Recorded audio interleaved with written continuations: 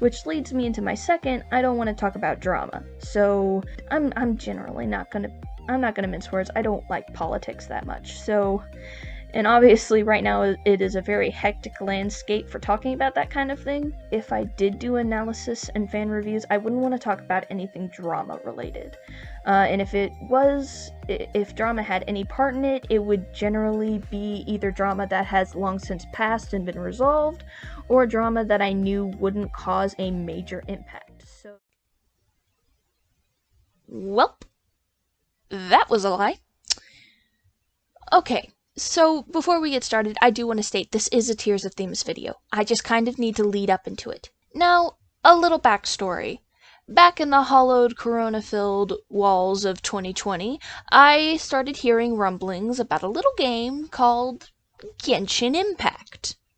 It was quickly gaining popularity, it was invading my feeds, and suddenly everyone was talking about whether or not they should play this. Now, at the time, I took one look at this fandom, and as a fandom veteran, I said, yeah, nope, I'm out, gone, bye, see ya. I saw this fandom, and I knew it was gonna go downhill. What do I mean by that? Well, when you're a veteran to a lot of different fandoms, you can notice patterns and different trends that happen and repeat depending on circumstances. A big one, however, and one that has caused a problem for a lot of different fandoms over the years, however, is population inflation. What I mean by that is that when a fandom gets popular, or a piece of media, so by extension its fandom gets popular, you're going to have a lot of people who join just because their friends are getting into it, or because other people are getting into it, or simply, point blank, because it's popular and they want to meet new people. Now, this can cause problems for a number of reasons, but the main one is that when a fandom starts to plateau, when people get comfortable in their roles and the popularity starts to die down, suddenly a lot of these people are just left in a fandom that they finally realize they don't actually enjoy. They don't enjoy the piece of media. They really just came because it was popular. And suddenly they're realizing they are now stuck in this space with other people for something that they don't really care about. So they kind of start to grow resentful of the media and the fandom they became a part of, and thus they'll cast criticism and make a fuss about things that either don't exist or just aren't that important. And they'll do it simply because they don't like the fandom anymore. Unfortunately, though, because they are still technically a part of it, there's not much other members of the fandom can do other than say, hey, knock it off. Because, as previously mentioned, these people are still technically a part of the fandom. They still look at the medium, they still play the games, they still buy the merch and stuff. They just don't enjoy it as much as people who joined because they saw what the fandom was capable of and really enjoyed it. Now, this has happened a lot over the years. A few good examples would be Sherlock and the John Locke situation. There's Doctor Who and the intense hatred for Rose Tyler that's seemingly out of nowhere half the time.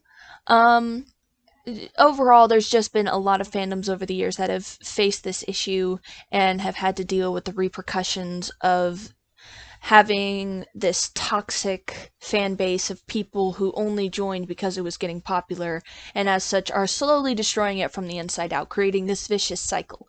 I took one look at Genshin Impact and realized that's exactly where this was heading. And no sooner did I say I'd have no part of this, did I also start seeing the Genshin Impact controversies start to come up, especially on Twitter. No surprise there.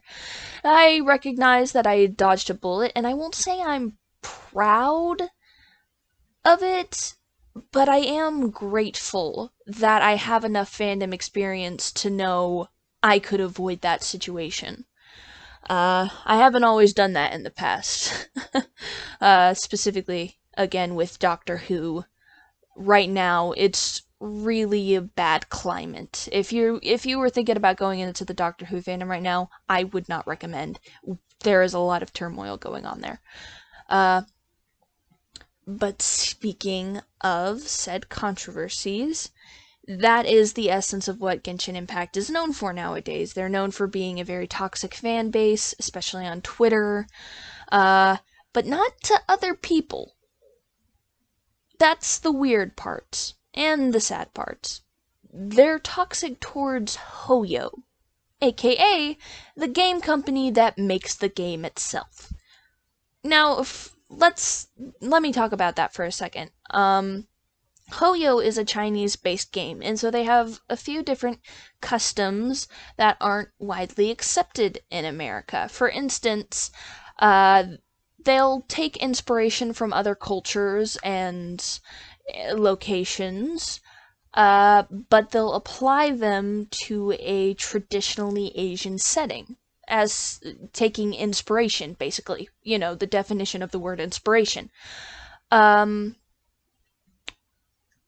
And then they'll give credit to the cultures that they draw inspiration from, but the fandom will get mad that they're applying it to an Asian culture. If you know anything about what I'm talking about, I hope you can understand I'm trying to avoid using wording that would automatically get me flagged. Because the main issue that the fandom has with Hoyo is a very red button topic that is not easy to defend yourself against. A lot of people have done it. A lot of people have done it successfully. But Hoyo has been dealing with this for a while now. Every time a new character is announced, every time a new region is announced, every time they bring out something new, the fandom will automatically hate them for it. Now, I'm setting my opinion on the table here, and from what I've seen, it's actually the opinion of a lot of Genshin Impact players who just enjoy the game instead of hyper-fixating on stuff like this. Do I wish that maybe there was a little bit more of these cultural connotations being added to the game? Yes, I do. Do I blame Hoyo, and do I think they are wrong for not doing so? No, I do not. They are a primarily Asian company. They are not obligated to add every single detail down to certain factors about characters, because this is a creative outlet for them. This is them doing something new. They're not using any of these cultures by name. They're not specifically targeting any demographic when it comes to this game. They're just trying to take inspiration from cultures they think are interesting and that they think are inspirational, and trying to apply it to this world that is really interesting and inspirational. Unfortunately, despite the fact this is what a good majority of the real fan base for Genshin Impact believes, there are still the very loud minority that insist that that isn't the case. And unfortunately, it doesn't even just go to Hoyo as a company. VAs have gotten death threats, sometimes not even about jokes they've made. Sometimes it's a joke someone talking for them has made. That VAs will literally say, hey, that wasn't my joke, I just endorsed it. And they will still get flack for it. These are not horrendous jokes. These are not jokes that could be considered politically offensive. Despite the fact that, the point of a joke is to be offensive in some form, which I think a lot of people forget nowadays. But aside from VA death threats, which are bad all on their own, there are also official artists who get death threats and get their art fixed. Not fan artists, the official artists for the game. These are the arts, these are the pieces of art that are considered canon to this game, are being fixed by these people who claim they are a part of the fandom. it's just a generally very toxic place to be when it comes to the Genshin Impact community. And I understand there are some spaces where this isn't as much of a problem. For instance, on Tumblr, ironically enough, they're actually pretty calm over there. Instagram, again, very ironically, also doesn't have as big of a deal with this. It is mainly Twitter. But that doesn't excuse the fact that these people are still being very loud, they're still making a lot of noise, and they are considered the face of the Genshin Impact community. Now, I'm just going to state this here. I don't think this is representative of the true Genshin Impact fanbase. The real fan base are the people who enjoy the games, who will criticize it but be constructive about it, and just will generally enjoy the game without kicking up a fuss every time something goes wrong. And if something does go wrong and they don't agree with it, they just decide, okay, I'm either going to get over it or I'm gonna leave the fan base. Those are the true fans of Genshin Impact, and I do not think that this toxicity as a whole represents them. However, I will not call the fandom blameless. I won't get into it in this video, but let's just say, despite the fact that they're from the same company, the Tears of Themis fandom and the Genshin Impact fandom actually kind of have a rivalry going on. Thanks to a little thing that some people have been calling the Genshin Apocalypse, let's just say Tears of Themis has been a bit on the defensive against our Genshin brethren. And now we're getting to the portion of the video that makes this a Tears of Themis video, because now that I do know a little bit more about the Genshin Impact fandom's inner workings compared to before, I find I sheltered myself quite a bit to the situation. And to be fair, that was the point of what I was doing. I didn't want any part of them. I still don't want any part of their fandom. However, it did kind of make me a little numb to the situation Hoyo was dealing with. As such, when I entered the Tears of Themis fandom, I was just entering as someone who's been a part of a lot of fandoms, who has seen a lot of things over my time, and generally knows how this kind of situation works, instead of understanding how the situation works in this particular climate for this particular company. Now that I do know that, however, I kind of feel bad, and I feel like I need to clarify a few things about my opinions on Tears of Themis. Mainly because if you've followed my channel for a while, or just the last few months, you'll know literally 2 videos into Tears of Themis, I started criticizing them for certain moves they made during Chapter 6. I have 3 live streams that are hours long apiece talking about the shortcomings of said chapter. I have made quite a bit of criticism about them. And now that I know that this isn't an exception to the fandom, but rather a norm, I feel like I do need to clarify a few things because I generally feel bad. I feel bad that I've been postponing my analytical viewings of the series because of situations and life and just busy scheduling, when I was very much able to get out these criticisms without any problem. Because Hoyo has to deal with quite a lot because of Genshin Impact. It is not my fault, I don't blame myself for it, but I do blame myself for not understanding the sensitivity of the situation. Because Hoyo can't get out of Genshin Impact. It's too big. The fandom is such a staple now that they can't do anything to really fix the situation, at least in the way it deserves. As such, you could almost view Tears of Themis as this sort of relief for them. Not only do they have a fan base that genuinely loves the game, but they're also defending them against people who are like the Genshin Impact community, and at one point was the Genshin Impact community.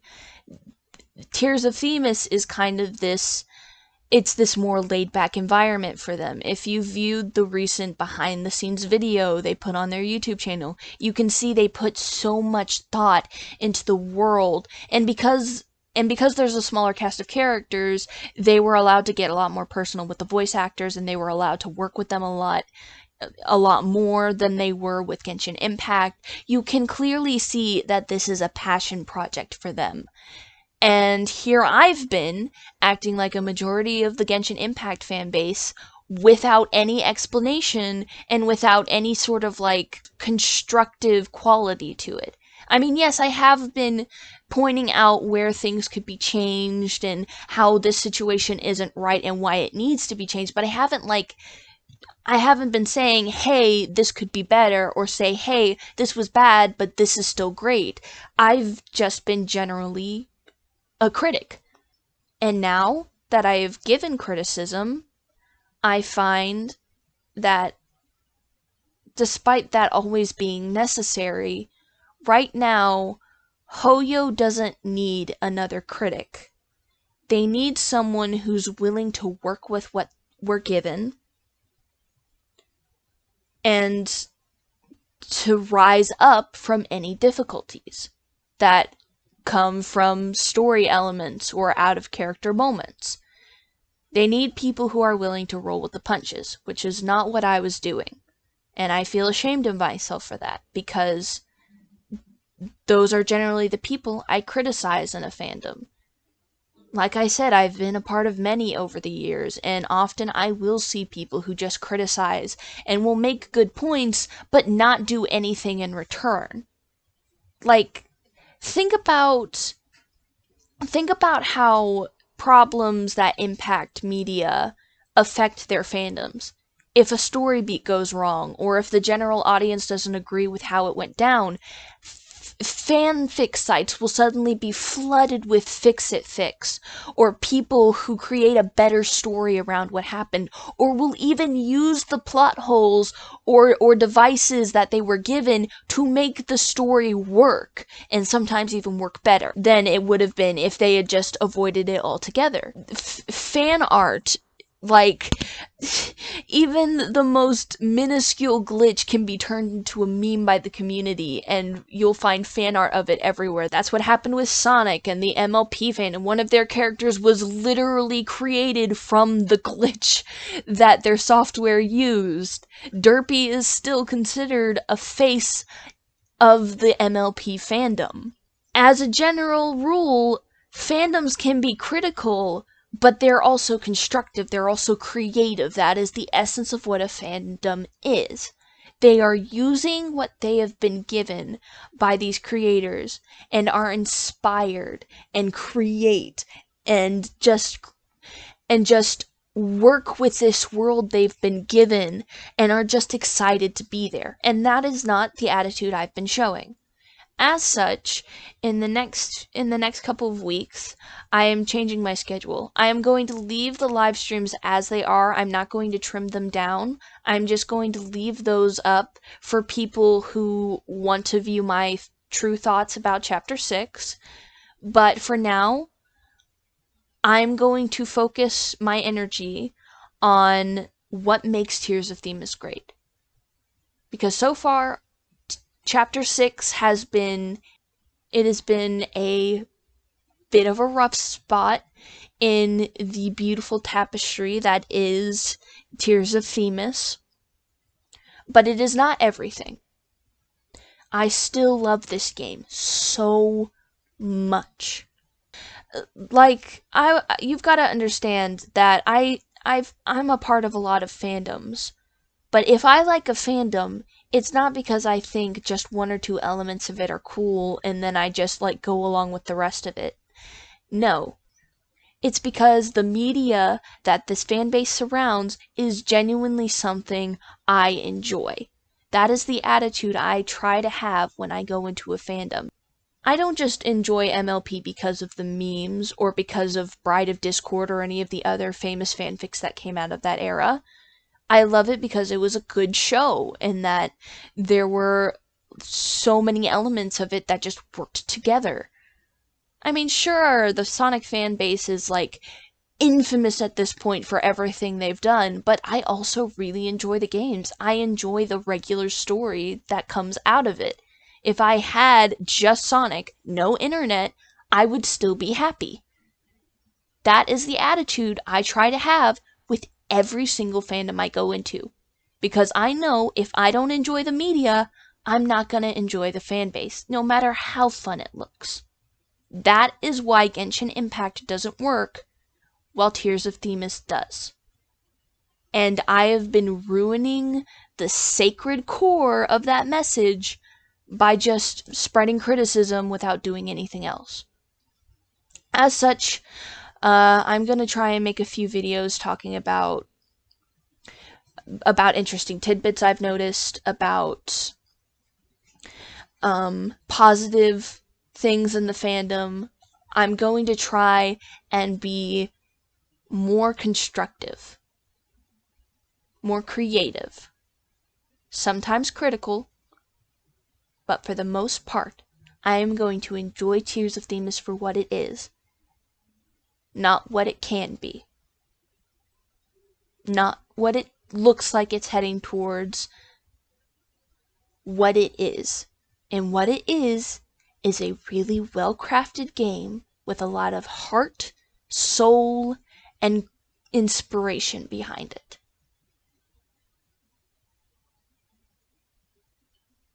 I hope you enjoyed this video. It is a little serious, and kind of like I mentioned at the beginning of the episode, this does go into a bit more of the current climate when it comes to fandom drama, which is something I've said in the past I want to avoid. However, I felt in this situation, because I actively contributed to it, I did need to kind of face the music and discuss the topic, even if it does make my comment section look like a bloody war room. Speaking of that, please be nice to my comment section.